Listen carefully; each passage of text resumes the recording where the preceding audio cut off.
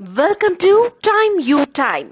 మన Indians follow అయ్యే కొన్ని సంప్రదాయాలు వాటి వెనుకున్న లాజిక్స్ గురించి తెలుసుకుందాం. అవి మిమ్మల్ని ఆశ్చర్యపరచడమే కాదు, వాటిని మిస్ అవ్వకుండా పాటించేలా మిమ్మల్ని ఆలోచింపజేస్తాయి కూడా. అవేంటో తెలుసుకుందామా? మహిళలు గాజులు ధరించే సంప్రదాయం. పూర్వకాలంలో మగవాళ్లు చాలా కష్టపడేవాళ్లు, శారీరకంగా పనులు చేసేవాళ్లు. కానీ మహిళలు ఇంటి పనికే పరిమితమయ్యేవారు. కాబట్టి మన పూర్వీకులు ఆడవాళ్ల చేతులకు గాజులు వేసుకునే సంప్రదాయాన్ని తీసుకొచ్చారు. మణికట్టుపై ఉండే గాజులు శరీరాన్ని యాక్టివేట్ చేస్తాయి. గాజులు ఒకదానికొకటి రాపిడి చేయడం వల్ల బ్లడ్ ప్రెషర్ నార్మల్ గా ఉంటుంది.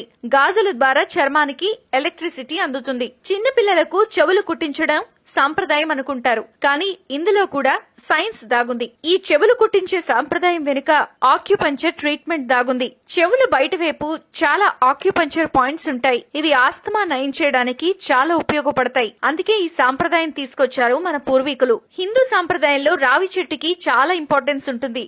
చాలా పవిత్రంగా పూజిస్తారు కూడా. రావి చెట్టు రాత్రిపూట ఎక్కువ శాతం ఆక్సిజన్ ని ఉత్పత్తి చేస్తుంది. దీనివల్ల ఇలాంటి అరుదైన గుణం కలిగి ఉండటం వల్ల ఈ చెట్టుని పూజించడం స్వచ్ఛమైన ఆక్సిజన్ ని గ్రహించవచ్చనే ఉద్దేశంతో ఈ చెట్టుకు పూజలు చేసే సాంప్రదాయాన్ని మన పూర్వీకులు తీసుకొచ్చారు. పెళ్లైన మహిళలు మెట్టలు ధరించడం. చాలా వరకు పెళ్లైన మహిళలంతా ఈ పద్ధతిని పాటించి తీరాలి. ఈ మెట్టలను కాలి రెండో వేలికి ధరిస్తారు. ఈ వేలు గర్భాశయం, గుండెకి కనెక్ట్ అయి ఉంటుంది. ఈ మెట్టలు ధరించడం వల్ల రక్త ప్రసరణ సజావుగా జరిగి ఋతుక్రమం పద్ధతిలో ఉండేలా చేస్తుంది. వెండి మెట్టలే ధరించడం వల్ల అది సోలార్ ఎనర్జీని గ్రహించి శరీరం మొత్తానికి అందచేస్తుంది. గుడిలో గంటలు కొట్టడంలో కూడా సైన్స్ ఉంది. ఆ గంటలు కొట్టినప్పుడు ఉత్పత్తి అయ్యే శబ్దం మెదడుకి చెందిన ఎడమ, కుడివైపు భాగాలను ఉత్తేజపరుస్తుంది. ఒకసారి గంట కొడితే 7 శబ్దాలొస్తాయట.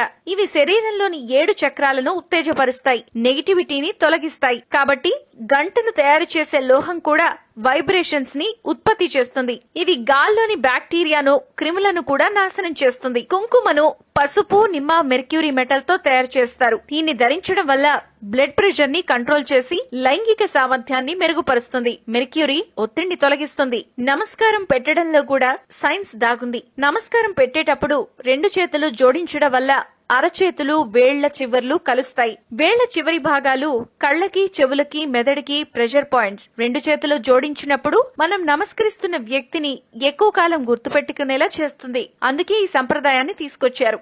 నేల మీద కూర్చుని తినటంలో కూడా ఆరోగ్య రహస్యాలు దాగి ఉన్నాయి. నేల మీద కూర్చుని తినడం వల్ల జీర్ణక్రియ సజావుగా జరుగుతుంది. శరీరానికి స్వాంతన లభిస్తుంది. If you like the video, please like us and subscribe. Time You Time.